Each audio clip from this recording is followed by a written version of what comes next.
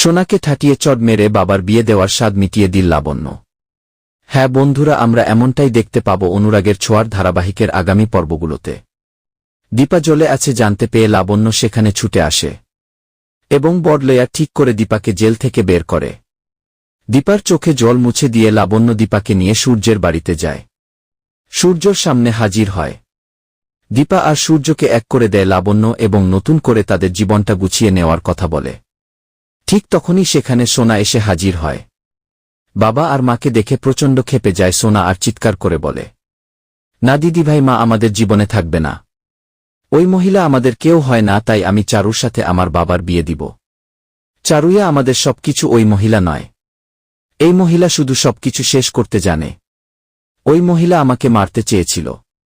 বারবার যখন মাকে অপমান করতে থাকে সোনা, তখন লাবণ্য ক্ষেপে গিয়ে সোনাকে চড় মেরে বলে, না সোনা দিদিভাই, তুমি অনেক বেয়াদবি করেছ, আর তোমার বেয়াদবি বরদাস্ত করা যাবে না। তোমার বাবার সাথে চারুর বিয়ে হবে না। তোমার বাবার জীবনে শুধু তোমার মাই থাকবে, অন্য কেউ নয়।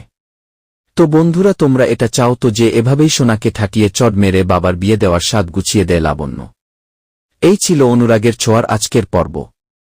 পরবর্তী পর্ব পেতে চ্যানেলটি সাবস্ক্রাইব করে পাশেই থাকো।